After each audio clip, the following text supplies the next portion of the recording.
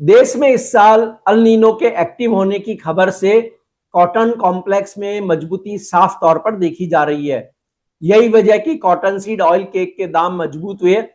वैसे मानसून आने के साथ इसमें पशु आहार वालों की भी मांग आती है। क्या cotton seed oil cake touch करेगी 4,000 का भाव? इस पर बात करेंगे पृथ्वी फिनमार्ट के कमोडिटी डायरेक्टर मनोज कुमार जैन से। मैं हूं कमल शर्मा। मनोज जी, आपका स्वागत है मोलतोल में। नमस्कार कमल जी। जी नमस्कार मनोज जी, अभी कपास और कॉटन केक का ओवरऑल ट्रेंड आप कैसे देख रहे हैं? सबसे पहले तो धन्यवाद कमल जी शो में बुलाने के लिए। जहां तक कपास का सवाल है तो कॉटन पे हमने 17 मार्च को एक रिपोर्ट निकाली थी और आपके साथ हमने उसका एक बड़े रूप में कवरेज भी किया था, जब हम देख रहे थे कि जो आइस फ्यूचर के जो कॉन्ट्रैक्ट है वो 68 सेंट पे ट्रेड हो रहे थे और हमने वहां पे 90 सेंट तक के लक्ष्य जो है वो कॉटन के लिए पोजिशनली सुझाए थे। और कल हमने देखा कि 88 सेंट के पार इंटरनेशनल मार्केट में कीमतें निकलती हुई नजर आई। तो 2 महीने के दरमियान जो है हमने कीमतों को 68 से 88 सेंट तक जाते हुए देखा। तो कपास की जहां तक सवाल है तो वहां पे मजबूती बनी हुई है और जो हम एल नीनो की पॉसिबिलिटीज वहां पे बनते हुए देख रहे हैं, सप्लाई के कंसर्न्स भी है। और वहां पे हम देखें तो कच्चे तेल की बढ़ी हुई कीमतों के चलते जो शिपिंग कॉस्ट है वो भी बढ़ती हुई नजर आई है। तो ये सारी चीजों को देखते हुए जो कॉटन की कीमतें हैं उनमें भी मजबूती बरकरार रहेगी। हमारा मानना है कि इंटरनेशनल मार्केट में 78 सेंट अब आइस कॉटन फ्यूचर के लिए काफी मजबूत सपोर्ट रहेंगे। वहीं 90 के जो लेवल्स है वो वहां पे अगर ब्रीच होते हैं तो हम 100 सेंट तक कीमतों को जाते हुए देखेंगे। तो जो कॉटन का ट्रेंड है ओवरऑल वो काफी पॉजिटिव है। अब अगर हम दूसरे जो डेरिवेटिव्स की बात करें कॉटन में से, हम cotton seed oil, cotton seed की बात करें या कॉटन सीड ऑयल या कॉटन सीड ऑयल के, तो जितनी भी जो कमोडिटीज है हम देख रहे हैं कि सभी के जो भाव है वो ऊपरी स्तरों पर बने हुए हैं क्योंकि सप्लाई के कंसर्न है। दूसरा, कच्चे तेल की बढ़ी हुई कीमतों के चलते हम देख रहे हैं कि खाने के तेलों में बहुत बड़ा उछाल जो है अंतर्राष्ट्रीय बाजारों में देखने को मिल रहा है। जितने भी मुख्य उत्पादक देश है, चाहे वो इंडोनेशिया हो, मलेशिया हो या ब्राजील हो, अर्जेंटीना हो या यूक्रेन हो, हम देख रहे हैं कि वहां पे खाने के तेलों को जो है वो बायोफ्यूल में बड़े रूप में यूज किया जा रहा है और जी उसके चलते खाने के तेलों में जबरदस्त उछाल है। तो कॉटन सीड ऑयल की कीमतों में भी बढ़त है और हम देख रहे हैं कि कॉटन सीड ऑयल केक की भी डिमांड यहाँ पे बेहतर है। तो ओवरऑल कॉटन कॉम्प्लेक्स की बात करें, चाहे वो कॉटन हो, कॉटन सीड हो, कॉटन सीड ऑयल हो या कॉटन सीड ऑयल केक हो, सभी की कीमतों में यहाँ पे मजबूती जो है वो देखने को मिल रही है कमल जी। जी मनोज जी, भारतीय बाजार में कॉटन कॉरपोरेशन ऑफ इंडिया ने कॉटन के दाम सप्लाई टाइट होते ही तेजी से बढ़ाए हैं। क्या उसका हम सीधा असर कॉटन सीड और केक पर देख रहे हैं? बिल्कुल, यहाँ पे हम देख रहे हैं कि कॉटन सीड ऑयल के जो पिछले कुछ सेशन से 3,350 से 3,450 के एक रेंज में ट्रेड कर रहा था। कल हमने एक वहां पे बड़ा उछाल आता हुआ देखा और कीमतें 3,500 के स्तर को फिर एक बार पार करती हुई नजर आई। तो कहीं ना कहीं यहाँ सप्लाई के कंसर्न और कॉटन की कीमतों में आए उछाल का सपोर्ट कॉटन सीड ऑयल के को भी मिलता हुआ दिख रहा है। और हमारा मानना है कि यहाँ पे आगे डिमांड जो सीजन है वो अगले 2 महीने रहेगा, तो उसके चलते कीमतों में मजबूती जो है वो यहाँ बनी रह सकती है। अगर एल नीनो की जो संभावना बन रही है, अगर वैसी संभावना बरकरार रहती है, तो वहां पे कैटल फीड इंडस्ट्री की जो डिमांड है वो आगे जून के बाद भी जो है बेहतर बनी रह सकती है कमल जी। जी, और देखिए अल नीनो की बात तो बिल्कुल कई एजेंसियों ने कही दिया है। तो ऐसे में मानसून कमजोर रहने की जो बात है, क्या उससे हम कपास की खेती पर प्रभाव पड़ते हुए देख पाएंगे कि कई जगह शायद हो सकता है कपास की खेती घटे?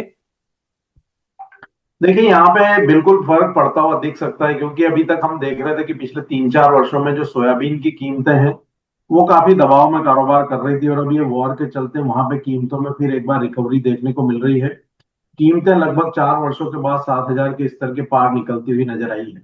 तो खरीफ की जो मेन क्रॉप है, चाहे वो राजस्थान हो, महाराष्ट्र हो या मध्य प्रदेश हो, तीनों राज्यों में सोयाबीन की खेती बड़े रूप में होती है। और कॉटन भी हम देखते हैं कि महाराष्ट्र, गुजरात और मध्य प्रदेश की मेन क्रॉप है। तो यहाँ पे सोयाबीन की कीमतें ऊपरी स्तर पर बनी रहने से मध्य प्रदेश और महाराष्ट्र का जो कुछ क्षेत्र है वो कॉटन का सोयाबीन में शिफ्ट हो सकता है, तो निश्चित रूप से वहां पे सोइंग में एक इम्पैक्ट जो है वो देखने को मिल सकता है कमल जी। और मनोज जी, मानसून के साथ में जो आपने भी कहा कि कॉटन केक की डिमांड फीड इंडस्ट्री से आती है, तो एक तो उसका सपोर्ट कितना मिलेगा, और दूसरा अगर हम देखें तो डीडीजीएस का उत्पादन भी घटा है और अधिक प्रोटीन वाली कहानी तो खत्म हो गई है। देखिए, डीडीजीएस का एक तात्कालिक इम्पैक्ट था और वो इंडस्ट्री ने काफी उसके ऊपर वहां पे ध्यान आकर्षित जो है वो फीड इंडस्ट्री का करवाया था कि आप वो सस्ते के चक्कर में मत जाइए। तो वहां पे हमने देखा है कि जो डीडीजीएस से जो एक कंपटीशन मिल रहा था वो वहां पे थोड़ा जो है कमजोर पड़ता हुआ नजर आया है। दूसरा, फीड इंडस्ट्री की डिमांड इसलिए भी यहाँ पे बेहतर रह सकती है कि अगर एल नीनो की पॉसिबिलिटी बनती है तो जो हम देखते हैं कि बारिश के सीजन में जो हरे चारे की जो वहां पे अवेलेबिलिटी रहती है पशुओं के लिए, अगर वहां पे एल नीनो की पॉसिबिलिटी होगी तो वो जो अवेलेबिलिटी वो भी कमजोर पड़ती हुई नजर आएगी। तो कहीं ना कहीं जो फीड इंडस्ट्री की डिमांड है वो भी यहाँ पे मजबूत बनी रह सकती है। तो ओवरऑल फंडामेंटल यहाँ पे मजबूती की ओर ही इशारा कर रहे हैं। तो हमारा मानना है कि आने वाले समय में यहाँ पे कीमतों में और भी बढ़त देखने को मिल सकती है। जी, तो कॉटन सीड ऑयल केक के भाव एनसीडीएक्स में 3,550 रुपए के करीब और या इससे थोड़े से ऊपर ही अभी इस समय ट्रेड कर रहे हैं। एक ट्रेडर को क्या राय देंगे आप, मौजूदा लेवल्स पर ट्रेडर्स को एंट्री करनी चाहिए या वेट एंड वॉच? देखिए, यहाँ पे कमल जी, जब तक 3,366 के स्तर कॉटन सीड ऑयल के वीकली क्लोजिंग बेसिस पर होल्ड कर रहा है, यहाँ पे गिरावट की संभावना कम नजर आती है। कल हमने अच्छी बढ़त देखी थी, आज भी यहाँ पे गैप अप ओपनिंग हुई थी, तो ऐसे में थोड़े डिप का वेट करना चाहिए। 3,500 से 3,440 की रेंज में इसको अक्यूमुलेट किया जा सकता है।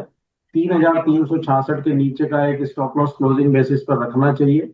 ऊपर में हमारा मानना है कि 3,610 और 3,700 तक के जो स्तर है इसमें शॉर्ट टर्म में देखने को मिल सकते हैं। जी, और आगे चलकर मनोज जी, क्या कॉटन सीड ऑयल के 4,000 का भाव भी टच कर सकती है या नहीं? देखिए, अभी से यहाँ पे 4,000 का अनुमान लगाना थोड़ा जल्दबाजी होगी कमल जी, क्योंकि जो मानसून की क्लियरिटी है वो मई मंथ के आखिर तक होती हुई नजर आएगी। तो अभी ऐसे में यहाँ पे एक कुछ भी मतलब ऐसा ध्यान बना लेना कि वहां पे 4,000 भाव हो जाएंगे या 5,000 हो जाएंगे, ऐसी मनोवृत्ति बिल्कुल नहीं रखना चाहिए। ट्रेंड के साथ चले। अभी यहाँ पे ट्रेंड जो है वो पॉजिटिव है, 3,700 तक के संकेत है, टेक्निकली चार्ट पे भी नजर आ रहे हैं। तो एक बार उस ट्रेंड को देखते हुए ट्रेड करें, 4,000 की गफलत में ना रहें। जब वहां पे फंडामेंटल मजबूत होंगे या कोई भी एल नीनो की पॉसिबिलिटी मजबूत होगी तो फिर हम वापस से वहां पे रिव्यू करेंगे फंडामेंटल्स को और फिर देखेंगे कि 4,000 तक कीमतें जाने की कितनी पॉसिबिलिटी है। लेकिन अभी यहाँ पे ये कहना जल्दबाजी होगा कि 4,000 तक कीमतें जा सकती है। वर्तमान फंडामेंटल और टेक्निकल को देखते हुए हमारा मानना है कि 3,700 तक कीमतें यहाँ जा सकती है। जी, और मनोज जी, अगर मान लीजिए किसी कारणवश हम ट्रेंड में रिवर्सल स्थिति देखें तो इसे मजबूत सपोर्ट किस लेवल पर मिल सकता है? देखिए, अभी वर्तमान में 3,366 काफी मजबूत सपोर्ट है क्लोजिंग बेसिस पर। जब तक ये सपोर्ट होल्ड हो रहा है तो यहाँ पे बड़ी गिरावट की संभावना कम नजर आती है। लेकिन क्लोजिंग बेसिस पर अगर 3,366 के नीचे मार्केट क्लोज होती है तो फिर वहां पे 3,240 से 3,200 तक की एक पॉसिबिलिटी बनती हुई नजर आएगी। लेकिन किसी भी केस में अभी यह संभावना नहीं है कि 3,200 के नीचे कीमतें जाती हुई नजर आए कमल जी। जी, आपका कोई डिस्क्लेमर मनोज जी? जो भी डिस्कशन हमने ओवरऑल कॉटन कॉम्प्लेक्स पे किया है उनके फ्यूचर्स मार्केट में मेरी कोई पोजीशन नहीं है। रिकमेंडेशन के चलते हमारे क्लाइंट्स की इनमें पोजीशन हो सकती है। जी, आपका धन्यवाद, शुक्रिया मनोज जी। कमोडिटी मार्केट में हर मिनट बदलता है मौका। खबर से पहले संकेत चाहिए? मोल तोल मुनाफे की बात। कमोडिटी ट्रेडर्स का स्मार्ट न्यूज ऐप अभी डाउनलोड करें।